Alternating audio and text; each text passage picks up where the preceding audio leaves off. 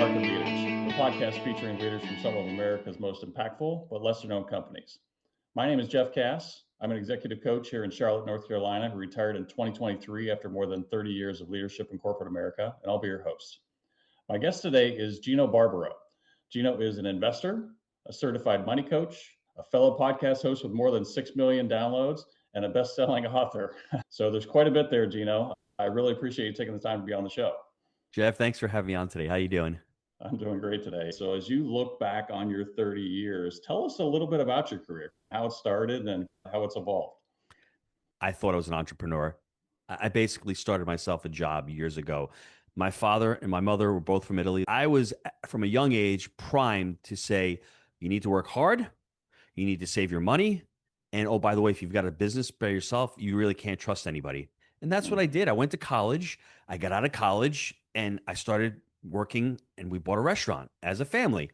And I really enjoyed it. I enjoyed the business. The mistake that I made was I started a business to serve myself, not to serve the marketplace and not to serve my customers. And at a certain point, I started getting burned out. And I fortunately stumbled on real estate years ago with my family. Once again, they were savers, but they also did invest and bought some small properties. So that's what led me into the real estate space back in 2009. Quickly, I just met my business partner, Jake. He was a pharmaceutical rep, and he was in the same boat as me. He's like, I can't see myself doing this for the next 20 years. What do you want to do, G-Dad? I said, Jake, we can't keep doing this. Let's start looking at multifamily. And that's how we got connected. And that's how we started investing in real estate. Okay, interesting. So 2009, we had the Great Recession. You were in New York at the time. Yes. Did you invest in multifamily in New York? We had, at the time, purchased several different properties. I actually ended up going and getting coached by several different mentors. And that's when I learned that real estate is a business. It's scalable. You have to learn how to underwrite deals. And then when I met Jake, we started putting together this framework that now we've evolved it into buy right, operate, and exit. And every single opportunity that we look at, whether you're buying a business, whether you're buying a mobile home park, whether you're buying a multifamily, it has to fit through those three pillars. And if I had used this for my very first deal, I would have looked at the buy right criteria and I would have said, oh, okay, let's stick with mobile home parks. My problem was that I was jumping across one niche to another niche. And I'm like, oh, this is great. When I got into the whole thing with Jake, I'm like, Jake, let's just focus on multifamily. So once our framework came into focus and came into place, that's what really helped me as an investor to grow and to scale the real estate holdings. You scaled it quite a bit because today I was looking at the numbers. What is it? $400 million in assets? Is that what it is? Yeah, we've transacted on over 2,500 units since 2013. We've sold about little over 500. So we have a little over 1,900 units in our portfolio. But what I'm proud about is there's no syndications in there. We did 3 syndications. We went full cycle. So all of those deals, the majority of the capital is myself, my business partner, Jake, or another one of my partners. And that has become intentional for us. Because when we started, it was all about, hey, let me get to a certain unit count, let me get to a certain cash flow, and I'll be happy. And then I stumbled into like, how am I going to grow this thing? Oh, there's something called refinance. Let's start refinancing our properties. That's great, Jeff, because you start getting tax-free money because it's a loan to yourself. And I'm able to put that $1 million back into a deal. Do you know how many pizzas I need to make to net $1 million? The answer is a lot. Okay. So once I saw that, I'm like, holy crap. But I have to make this as a caveat. When I started investing with Jake in 2011, we were looking in Knoxville because he moved down there. I didn't say to myself, hey, I'm going to burn the bridges. I'm going to quit my restaurant and I'm going to go into real estate full time. No, I had 5 kids at the time. I couldn't do that. I needed to be responsible, but mentally, I knew that I was checked out. I knew that real estate was the future for me. So I put a lot of my effort and a lot of my energy there. So while I'm building the real estate side of my business and whatever money I'm generating goes back into the real estate side, the restaurant side paid for my lifestyle. Did it take a little bit longer? Maybe. It took me 5 years from the time I started looking with Jake. In 2016, I exited. But when I did exit, I had plenty of cash flow to pay for my monthly obligations. And I had a lot of equity built within a lot of these properties that I could extract and put into the next deal. And by that time, at around 600 units in 2016, we've stumbled upon syndication. And we're like, oh, great. We're running out of refinance money. We just did a big seller finance deal. Let's start syndicating. This looks like a good tool. We pulled a tool out of the toolbox and we syndicated 3 deals. So what does that mean in your words, syndication? So when you do a syndication in real estate, it's basically you're creating a security.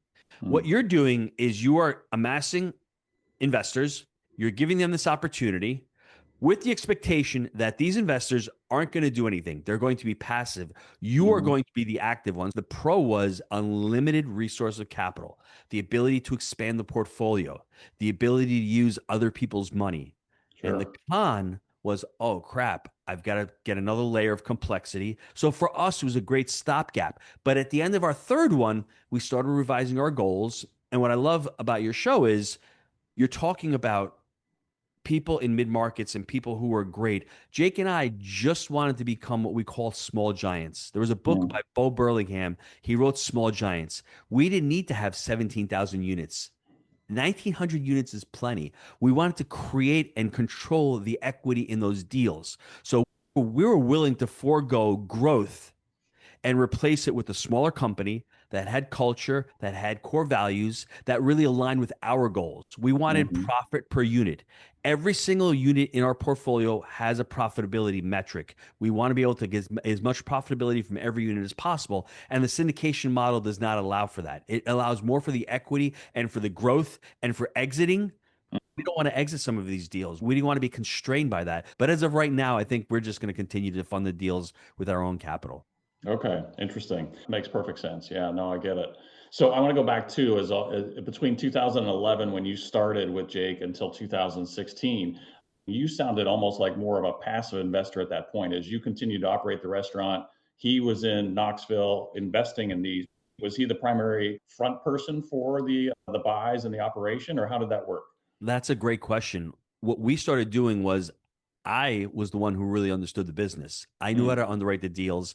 I knew how to work through the due diligence. I knew a lot of the paperwork and a lot of the bookkeeping. So in the very beginning, we started segregating and splitting up the decisions. Now, what was cool for us, at least, on that very first deal, Jake, quote unquote, property managed the deal. So he was the manager of the deal, and we paid him 10% of revenue on that very first deal. He was the property management company. So the thing that investors make a mistake upon when they're getting into multifamily or into any asset is there's 2 different functions. There's the property management company and there's the asset management company. You have to have different delineations between the 2. I just blended property management and asset management together. I didn't know the difference, but they are 2 distinct. So when we started, Jake and I, Jake was property management, boots on the ground, but as a collective group, we made decisions based on asset management.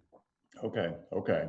So 2016 comes along, you guys have grown and scaled this business enough that you can leave the restaurant. What happens then? Do you sell the restaurant and move south? How did it evolve?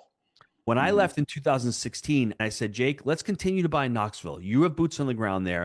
Let's start Jake and Gino. We started a podcast. We started writing the book. And that's when we started to crystallize the whole business plan for scaling and for raising capital. Okay. Yeah. You focused your investment, I guess, in Knoxville since then. I want to go back to what you learned running the restaurant and how did you apply the lessons learned there into the business today? Jeff, the important thing is when I started the restaurant, I was young. And it was all about me. I need to open this restaurant to provide for my family. And those are great sentiments. That really is the technician mindset, as Michael Gerber calls it. You're not being an entrepreneur, you're being a technician. And there's nothing wrong with that. Just realize at some point it's going to be very hard to scale or to grow that company. And you're going to get burned out. I didn't know what a system was. I didn't know what a process was. I didn't know what core values were. I didn't know what vision was, what mission was. I didn't need to because I was there. I was I'm a guy. Right. I'm going to do this. I'm going to do that. And then I had my brother who was the other I'm a guy. So I'm doing it all alone. But when Ima's not there, the ship stops. And I realized that when my father passed away, I'm like, I don't want to be here anymore. And I built myself a job and it wasn't even a high paying job anymore. So I figured to myself, what do I need to do to start scaling in real estate? And this was the great thing because I was in that environment, which that's how my father taught me as an old school Italian, as how it was done in the old days. If you were fortunate and you had a business and you were able to work in your business, you were able to create a great lifestyle for yourself. I had one location and I was dying and realized that I needed to stop that mindset. I needed to understand, let me buy a couple of multifamily assets. And then Jake, in all his wisdom, said, Gino, we need to find people that can help coach and help train us up on how to scale a company. Because I don't know about you, Jeff, but I didn't come out of my mom's womb knowing how to scale a company. Yeah, No for one sure. teaches you that, but Right. it's really not that difficult once you Mhm. start learning. For instance, I wish I had some core values at the restaurant. And core values, just because when I hired an employee, they didn't know what they were working for. They didn't have a vision. And I always blame the employee when the employee didn't work out, when really I should have been blaming myself. And you're always Mhm. fighting for employees that are trying to get a few more bucks. But if you incentivize them, if you grow them, if you show it's a great place to work, if you give them vision, if you give them a reason to want to come to work, then you can start scaling your company. And once I started understanding that you can do work in the business, but you need to step out and work on the business. If you can start Mhm. doing both of those at the same time, it's going to be better for yourself. And one last thing, Jeff, I'm not telling everybody to quit and to leave their job. All I'm telling them to do is to identify a couple of things that they hate in their business. See if they could put some type of system around it, hire for that part, and do what you love, Mhm. because you're going to love your business even more. If you're in the restaurant business, but you like to get in front of the camera because you love showing people how to cook, go find somebody to wash dishes or to bread the chicken parms and spend more time and money on somebody to do that. Systemize that, but find something that you love, something that can bring and provide value to your brand, and focus on that, because that's going to generate more money and more value for you, and you're going to enjoy it more. Yeah, that's interesting because you probably never could have gotten out of that restaurant mindset that you had, that you were brought up in. That was just part of I who couldn't you have. were, right? That's right. I But you couldn't could have. see the business on the real estate side scaling, right? And Yes. I don't know how many employees you had in the restaurant, but how many employees do you have today in your business? This is what's crazy. At the restaurant, it was a 70-seat Italian restaurant in New York. Hmm. I had a little over 40 employees for Wow. one 70-seat restaurant. They're not all full time, but it's a big staff. Sure. Now, we have Sure. 1,900 units. We have probably 90 to 95 people on the property management side. We're doing more in a month of revenue with the real estate than I did an entire year with the restaurant. It's Yeah. insane. It didn't Yeah. make sense to me. But with Hmm. property management, you give them the script. You tell Yep. them how to advertise. You show them what a move in, move out is. You have all of these different checklists. Now you've got AI helping. It's easier to systematize that type of business than it was the restaurant. Now, that may be my limiting belief because my dad was telling me that. And I'm sure there's been so many successful restaurants that have scaled. I Hmm. just found to myself that I didn't want to scale that kind of business. Yeah. What a cool experience for you to be able to see the vision, to chase it, and that becomes your new business. Now, Mhm. if you had to step back, and you've answered maybe some of this, but if you had to maybe answer concisely, what is unique about your business today? That's a great question because I have a couple of businesses going on right now. We've Mm-hmm. got the acquisition side of multifamily. And what's unique about that right now is it's challenging to find deals right now. And it's also challenging to find capital as well. It's Mm-hmm. either one or two. When we started, the deals were everywhere, but there was no capital. And then in the 2000s, 2021, 2022, there was a lot of capital, but there was very few deals. Now, the challenge is to have both of those because the deals right now are crap. There's just crappy deals out there. Investor capital is still sitting on the sidelines because investor capital knows this is not really that good of a deal. As far as the property management, what makes us unique, or at least unique for me, is we're really building a scalable entity that has a vision. We Mm-hmm. are dealing with residents. We are not dealing with tenants. We are dealing with apartment homes. We're not dealing with units. Jake constantly says we want to become the Chick-fil-A of apartments. We're Mm-hmm. working on things like work orders. We used to have like an 80% completed work order rate. That wasn't good enough. We've got it up to like 98% in the portfolio. That's something that's really important. We want to work on customer retention. So what Mm-hmm. I'm working on right now is KPIs, key performance indicators for our portfolio right now in the real estate. Is you can't measure it, then you can't manage it. And that's what was incredible to me. And the fact that, hey, I can actually pick what I want to manage. And for us right now, it's all about customer service. It's all about delivering a good customer experience. And if that's what we're trying to do in our multifamily space, of the B and C apartment space, of that affordable space, because there's not a lot of great customer service in that area because property management is difficult. Okay, okay. It sounds like you're describing the culture you want for your employees too. This Yes, is the experience we exactly. want to bring for our people. So you Yes, mentioned you didn't create a culture at the restaurant, even though you probably brought it. You were the person that was the culture, right? yes. So what if you can, because this is a common thing that I talk to with a lot of the business leaders I have on the show. Culture is huge, right? It is huge for them to instill in their employees and what that feel should be. So describe what the culture is for you and your business. It's a great question. And I'd like to clarify, we did have a good culture at the restaurant because we did have long term employees. People Mm-hmm. did like to work there. It was a family place. We were a great family. My kids worked there. My mom worked there. My brother worked there. We said what we Mm-hmm. did. We were pillars of the community. And when I say core values, I don't mean those things you put on the wall and you read them to yourself. They're things that you really need to live by. You Yeah. need to live by extreme ownership. And I did when I was at the restaurant. Something happened, I was there. And growth mindset. In this restaurant, in this real estate space that I'm doing right now with the property management team, we have weekly podcasts with Jake and myself. We're constantly learning this business. So if Mm-hmm. I'm going to employ a growth mindset, I want my employees to have it. I need to show it as well. People first. If I'm going to be telling my people that we need to put our people first, then Jake and I need to do that to our employees as well. When there's an issue, we need to be able to communicate as well. Right. I've mentioned those three. Make it happen. Make it happen is another slogan that Jake and I have adopted from the very beginning. And going from a restaurant to 1,600, 1,900 apartment units, that's the make it happen mentality. This has to trickle down into the vendors. So if your landscaper doesn't show up, we had an event about 3 years ago at one of our properties. It was a bus tour for our Jake and Gino community. We get to the property. I see Jake's on the bus and I see he's turning red. He looks over to me and he's like, the landscaping company didn't come today. Now, it didn't look terrible, but he's like, they're gone. I'm like, okay. He fired them that day because he told them it was supposed to be done Wednesday. It wasn't done. Not only did he look bad, not only did it look bad for the Jake and Gino community, it's for the residents as well. You Mm-hmm. have to hold that level of standard to the vendors you're dealing with, whether it's an attorney, whether it's a CPA. So I'm just Yeah. saying that's where core values are really important. You need to establish them for yourselves. You need to really establish and go through them. Now, AI and the tools that they have right now can really help you flesh them out. We did it with a business coach. And for us, it took us a good 6 months to really narrow down what those five core values look for our organization. And it comes from the top. It comes from Jake and myself. And every time we hire, every time we fire, they're really based upon those values Okay. and how Yeah. you hold those values. Yeah, it's so important to a successful business, no doubt about it. And you probably Mhm. had it on a different scale in the restaurant. You lived it with long-standing people, but here you got to teach it to people that are in different places, different operations, even different companies, your Yes. partners, right?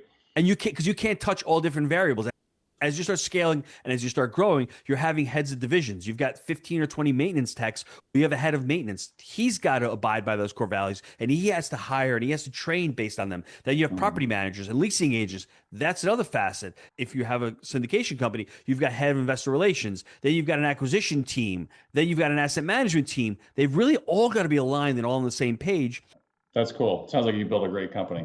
And We do. you have several businesses, by the way, that you're running, right? Including your certified money coach. So are you ready to maybe talk a little bit about that? We can teach you all about cash on cash returns.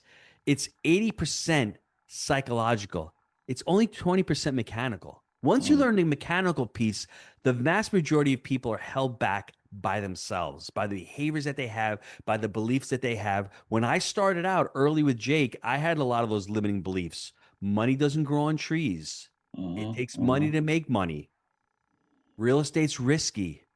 mhm, Stay small, Gino, because you mhm. only have one restaurant. You're not the big guy.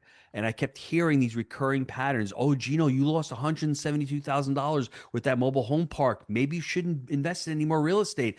You keep hearing these behaviors, and all of a sudden, oh, the market's crashing. It's really risky.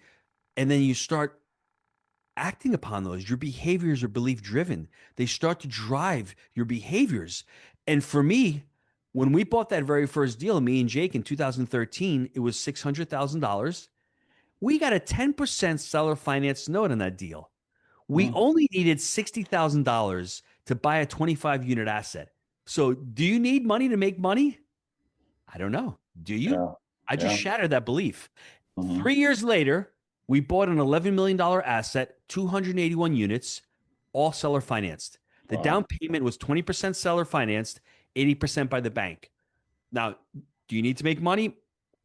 Not in that instance. I'm just saying, if I had thought that way, I wouldn't have even approached or looked at a deal like that. I would have Hmm. held myself back before even acknowledging it. And that's what a lot of us do. I can't buy that big multifamily. It's 150 units. You can buy a little piece of it. You can invest as a limited partner and start there and then Hmm. learn there. And maybe your next deal you may do by yourself. But if you believe you don't deserve that, or there's some shame, or there's some fear, or there's some anxiety around money, you're not even going to take that first step. Okay.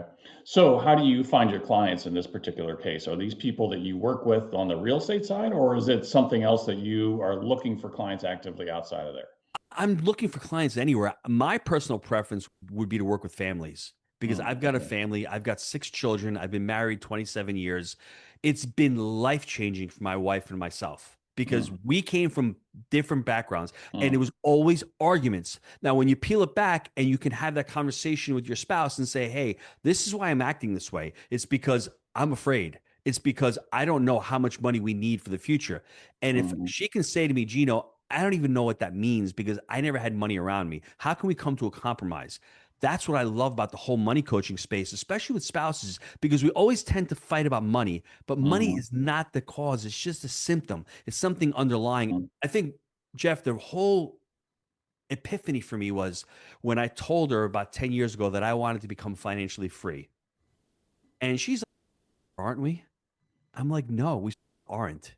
My picture of financial freedom is different than yours. It's all mhm, about communication. So I'm not working to make all this money because I want to become rich. I want to become financially independent. I want to become secure for our mhm. future. Once Yeah. she saw that vision and she understood it and we got on the same page, it's like, oh, from her vision years ago, her tribe, her people, rich people are evil, rich people are greedy. So Mm, as we were accumulating more money, I think unconsciously she felt the pull, she felt the shame, and she felt the fear of being judged by her side of the family. Whereas I'm like, what are you talking about? That we earn this, we deserve this. But mhm, hey, when you're being irrational, when money is all about emotions and you're not talking this through with your spouse, it's like, wow, what a difference. And once we got on the same page, it's been great because I'm not going to be here forever. She's probably going to outlast me. I want her to be able to take care of the legacy and actually be involved with my children. Now, for us, it's been great because we can talk about it openly. There is emotions around it, but we can also share with our kids and have the yeah. conversation with our children so our children are ready to have those conversations about money and not be afraid to talk about it and not to avoid it. Yeah, I mean, it's probably one of the biggest topics that couples fight about, right? I've been married 35 years, going on 36. No doubt that was a huge part of what it was early in our marriage. But, one thing that kind of stands out to me as we're talking, you in all of your businesses, you learned in multiple ways how to be successful, whether it be in marriage or managing money with your spouse or the restaurant business, taking it to the real estate. It feels like you're come up from the school of hard knocks, but boy, you seem to apply them very well. With one caveat, Jeff, I think God has blessed me with some incredible people in my life. Mm. My wife is just amazing. I hope she doesn't hear this. I do a podcast with her, so I'm always pumping her up. But listen, she's given birth to 6 children, Mm. 4 of them at home. She's homeschooled the 6 children. Wow. She's the kind of person that she just figures it out. She's Mhm, really super intelligent. I can't let her down. When she mhm, said yes to me that, hey, I'm leaving the restaurant and we're leaving New York, when she said yes, you better damn be straight that I have to figure it out. I can't let her down. And then as mhm, far as mhm, my business partner, Jake, guy's incredible. He never mhm. makes excuses. He's a Yeah, machine. I have yeah. 2 amazing parents. My parents gave me everything. They sacrificed for me. So I can say the school of hard knocks. I just think unconsciously, I've been wired to work hard. I've been wired to, hey, let's be responsible. And I can't let the Mhm, people down in my life. So I think the 2 things that I've lived by unconsciously without even knowing about it is being radically accountable, having people to hold me accountable, whether mhm, I want them to or not, because we let ourselves down a lot more than we'll let others down. You're going to make a mhm, lot of mistakes and a lot of errors in judgment. And if you can withstand those and have a great partnership and try to work with each other, that helps a lot. You can't do this journey by yourself. Anybody who thinks that they've built an empire by themselves is pretty much deluding themselves. Yeah, okay. That's great advice, Gino. Really good advice. So you've given a little bit just as you talk what you enjoy a lot. I guess if you had to be concise, what do you enjoy most about what you do today? Talking to families Yeah. and letting them know that we're all out here winging it and figuring it out. I don't care who you are. That's the Right. reality. You only see the end product. And I think Mhm. that's what it is. And I want to really inspire families and really get back into the family life because that's so Mhm. important for our country. Because you see the difference between families that are functioning and families that are doing well versus families that aren't, that are very dysfunctional. Mhm. Because I think families with financial intelligence can change the world for the better. Because once you become financially intelligent, once you become financially independent, you have Mhm. more options. You want Mhm. optionality in life. And that's what makes your Mhm. life really cool when you have that optionality. Yeah, yeah, that's cool. That's a good vision for, I think, people and in general. I think for money, it is a tough topic for many families. And to be able to communicate like you did with your wife and get through it, I think is a good experience. Talk a little bit of, if you would, AI and how that integrates with the family and how it integrates with the business. AI, I don't think is going to replace a human anytime soon. We just interviewed Carmine Gallo the other day. He Mm, wrote the presentation secrets of Steve Jobs, Bezos's blueprint, viral voices he's just come out with. And storytelling is so important. Uniqueness, creativity, mhm, emotions. AI doesn't have that yet. So if you're afraid that it's going to take over certain elements, it may, but it's not going to take over what we're having right now. This connection, the ability to mhm, create a story, the ability to be unique and to different. Now, AI can help you tremendously, and you should be using it. We're using it for our leasing agents. We're using it to be able to book calls. We're using it for mhm, a lot of the automations in the business. That's amazing. Hey, if I'm going to write a book right now, I want to brainstorm and get ideas. AI can do it. If I've got 10 podcasts and I want to strip out the transcriptions of the podcast and write something from that, it can help you do that. But at the same tone, it's got the AI voice. You still need your fingerprint. You still need to put stories in there.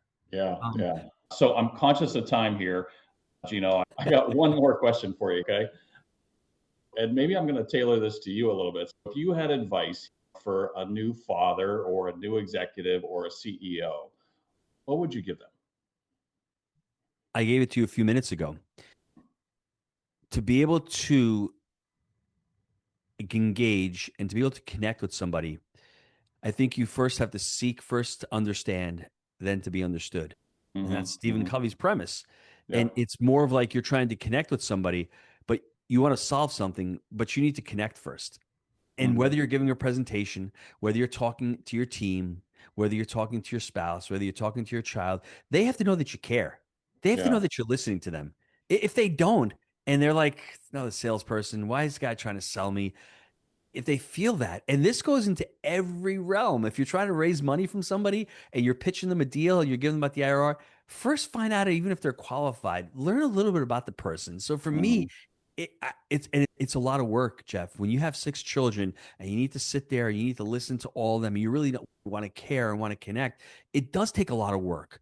But Hmm. anything that's worth it in life, there's work involved. So Yep. first, try to connect with somebody even before you go into solve mode or try to give your advice or your opinion.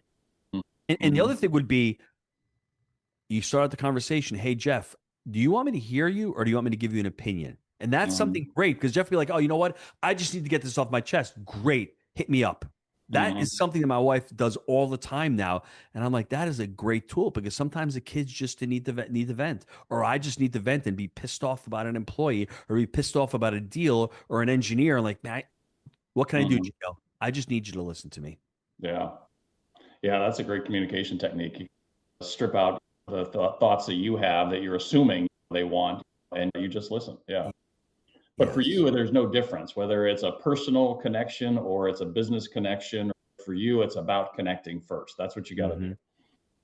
I agree. And I think the last thing I would say is you take all these principles that we're talking about in business, you can Hmm. do it with family.